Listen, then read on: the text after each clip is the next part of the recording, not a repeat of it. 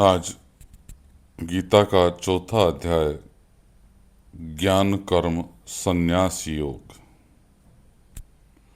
इसके उपरांत श्री कृष्ण महाराज बोले, हे अर्जुन, मैंने इस अविनाशी योग को कल्प के आदि में सूर्य के प्रति कहा था और सूर्य ने अपने पुत्र मनु के प्रति कहा और मनु ने अपने पुत्र राजा इक्ष्वाकु के प्रति कहा।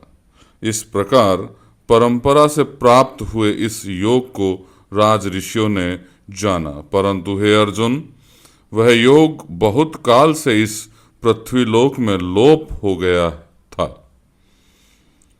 वह ही यह पुरातन योग अब मैंने तेरे लिए वर्णन किया है, क्योंकि तू मेरा भक्त और प्रिय सखा है, इसलिए। तथा वह योग बहुत उत्तम और रहस्य अर्थात अति मर्म का विषय है। इस प्रकार भगवान श्री कृष्णचंद्र महाराज के वचन सुनकर अर्जुन ने पूछा, हे भगवान, आपका जन्म तो आधुनिक अर्थात अब हुआ है और सूर्य का जन्म बहुत पुराना है, इसलिए इस योग को कल्प के आदि में आपने कहा था, यह मैं कैसे जानूं?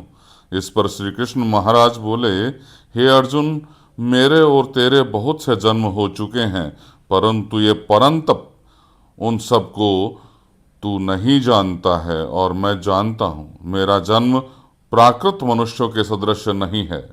मैं अविनाशी स्वरूप अजन्मा होने पर भी तथा सब भूत प्राणियों का ईश्वर होने पर भी अपने प्रकृति को अधीन करके योग माया से प्रकट होता हूं। हे भारत, जब जब धर्म की हानि और अधर्म की वृद्धि होती है, तब तब ही मैं अपने रूप को रचता हूं, अर्थात प्रकट होता हूं, क्योंकि साधु पुरुषों का उद्धार करने के लिए और दूषित कर्म करने वालों का नाश करने के लिए तथा धर्म स्थापन करने के लिए युग युग में प्रकट होता हूं। इसलिए हे अर्जुन, मेरा वह जन्म और कर्म दिव्य अर्थात अलौकिक है। इस प्रकार जो पुरुष तत्व से जानता है, वह शरीर को त्याग कर फिर जन्म को नहीं प्राप्त होता है, किंतु मुझे ही प्राप्त होता है।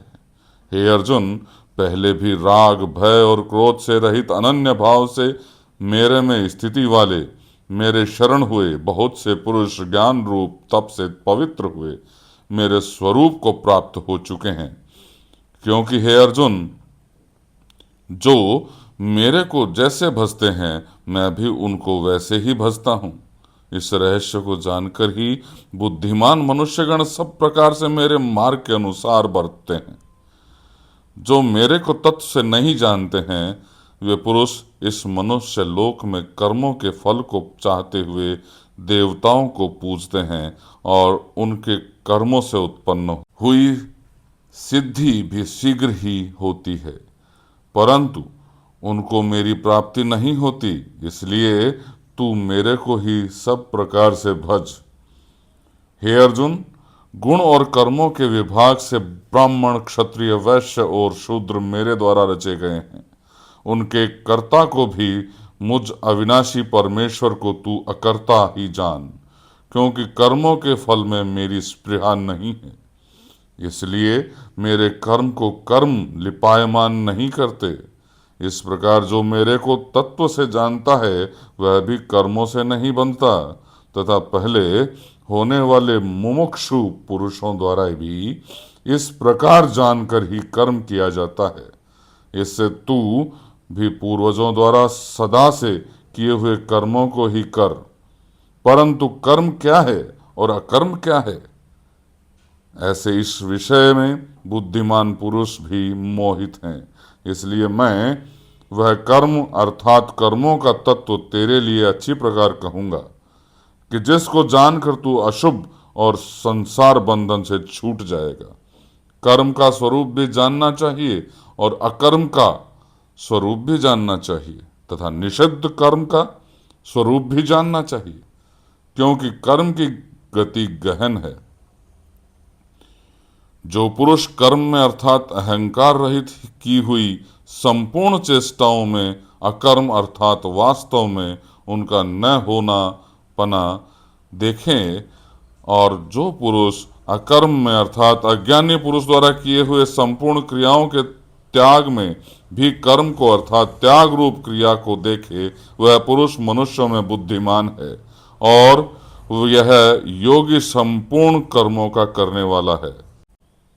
हे अर्जुन, जिसके संपूर्ण कार्य कामना और संकल्प से रहित हैं, ऐसे उस ज्ञान रूप अग्नि द्वारा भस्म हुए कर्मों वाले पुरुषों को ज्ञानी जन भी पंडित कहते हैं। जो पुरुष सांसारिक आश्रय से रहित सदा परमानंद परमात्मा में तृप्त है, वह कर्मों के फल और संग अर्थात कर्तृत्व अभिमान को त्याग कर कर्म में अच्छी प्रकार बरतता हुआ भी कुछ भी नहीं करता है। जीत लिया है अंतःकरण और शरीर जिसने, तथा त्याग दी है संपूर्ण भोगों की सामग्री जिसने, ऐसा आशा रहित पुरुष केवल शरीर संबंधी कर्म को करता हुआ भी पाप को नहीं प्राप्त होता है। अपने आप जो कुछ आप प्राप्त हो उसमें ही संतुष्ट रहने वाला और हर्ष आज शोकादि द्वंद्वों से अतीत हुआ तथा मत्सरता अर्थात ईर्ष्या से रहित सिद्धि और असिद्धि में समत्व भाव वाला पुरुष कर्मों को करके भी नहीं बनता है, क्योंकि आसक्ति से रहित ज्ञान में स्थित हुए चित्त वाले यज्ञ के लिए आचरण करते हुए मुक्त पुरुष के संपूर्ण कर्म नष्ट हो जाते हैं। उन यज्ञ के लिए आचरण करने वाले पुरुषों में से कोई तो इस भाव से यज्ञ करते हैं कि अर्पण अर्थात श्रुवादिक भी ब्रह्म है और हवि अर्थात हवन करने योग्य द्रव भी ब्रह्म है, और ब्रह्म रूप अग्नि में ब्रह्म रूप कर्ता के द्वारा जो हवन किया जाता है वह भी ब्रह्म ही है। इसलिए ब्रह्म रूप कर्म में समाधिस्थ हुए उस पुरुष द्वारा जो प्राप्त होने योग्य है वह भी ब्रह्म ही है।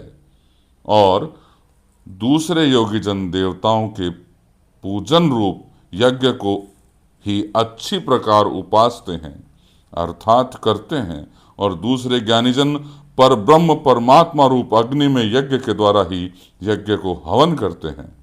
अन्य योगी जन श्रोत्रादिक इस इंद्रियों को संयम और स्वाधीनता पूर्वक अग्नि में हवन करते हैं अर्थात इंद्रियों को विषयों से रोक कर अपने वश में कर लेते हैं, और दूसरे योगी लोग शब्दादिक विषयों को इंद्रिय रूप अग्नि में हवन करते हैं अर्थात राग द्वेष रहित इंद्रियों द्वारा विषयों को ग्रहण करते हुए भी भस्म रूप करते हैं। दूसरे योगी जन संपूर्ण इंद्रियों की चेष्टाओं को तथा प्राणों के व्यापार को ज्ञान से प्रकाशित हुई परमात्मा में स्थिति रूप योगाग्नि में हवन करते हैं। दूसरे कई पुरुष ईश्वर अर्पण बुद्धि से लोक सेवा में द्रव्य लगाने वाले हैं, वैसे ही कई पुरुष स्वधर्म पालन रूप तप यज्ञ को करने वाले हैं, और कई अष्टांग योग रूप यज्ञ को करने वाले हैं, और दूसरे अहिंसादि तीक्ष्ण व्रतों से युक्त यत्नशील पुरुष भगवान के नाम का जप तथा भगवत प्राप्ति विषयक स्त्रोतों का अध्ययन रूप ज्ञान यज्ञ के करने वाले हैं। दूसरे योगीजन अपान वायु में प्राण वायु को हवन करते हैं, वैसे ही अन्य योगीजन प्राण वायु में अपान वायु को हवन करते हैं, तथा अन्य योगीजन प्राण और अपान की गति को रोककर प्राणायाम के परायण होते हैं। दूसरे नियमित आहार करने वाले योगीजन प्राणों को प्राणों में ही हवन करते हैं। इस प्रकार यज्ञों द्वारा नाश हो गया है पाप जिनका, ऐसे यह सब ही पुरुष यज्ञों को जानने वाले हैं। हे कुरुश्रेष्ठ अर्जुन, यज्ञों के परिणाम स्वरूप ज्ञानामृत को भोगने वाले योगीजन सनातन पर ब्रह्म परमात्मा को प्राप्त होते हैं, और यज्ञ रहित पुरुषों को यह मनुष्य लोक भी सुखदायक नहीं है, फिर परलोक कैसे सुखदायक होगा। ऐसे बहुत प्रकार के यज्ञ वेद की वाणी में विस्तार किए गए हैं, उन सबको शरीर मन और इंद्रियों की क्रियाओं द्वारा ही उत्पन्न करने वाले जान, इस प्रकार तत्व से जानकर निष्काम कर्म योग द्वारा संसार बंधन से मुक्त हो जाएगा।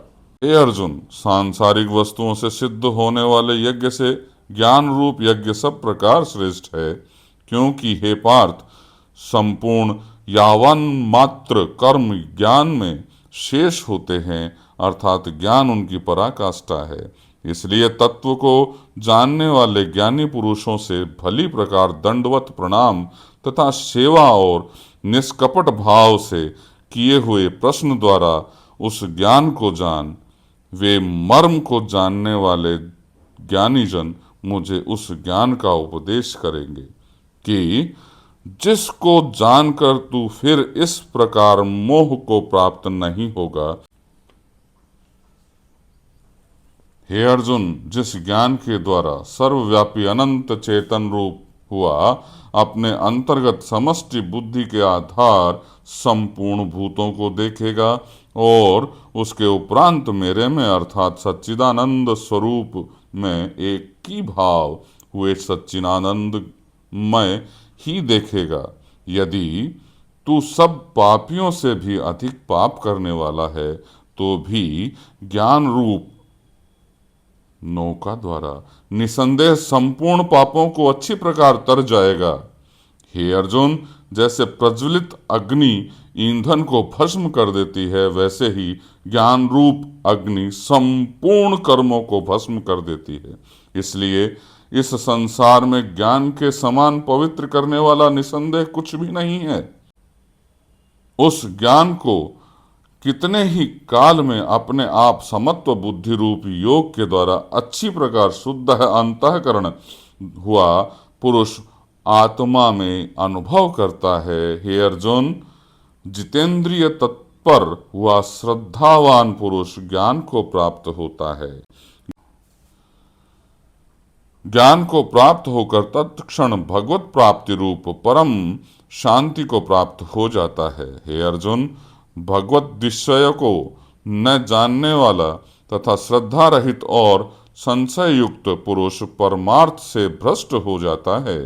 उनमें भी संशय युक्त पुरुष के लिए तो न सुख है और न यह लोक है न परलोक है, अर्थात यह लोक और परलोक दोनों ही उसके लिए भ्रष्ट हो जाते हैं। हे धनंजय, समत्व बुद्धि रूप योग द्वारा भगवत दर्पण कर दिए हैं संपूर्ण कर्म जिसने और ज्ञान द्वारा नष्ट हो गए हैं सब संशय जिसके, ऐसे परमात्म परायण पुरुष को कर्म नहीं बांधते हैं। इससे हे भरतवंशी अर्जुन, तू समत्व बुद्धि रूप योग में स्थित हो और ज्ञान से उत्पन्न हुए हृदय में स्थित इस अपने संशय को ज्ञान रूप तलवार द्वारा छेदन करके युद्ध के लिए खड़ा हो। यह है ज्ञान कर्म संन्यास योग।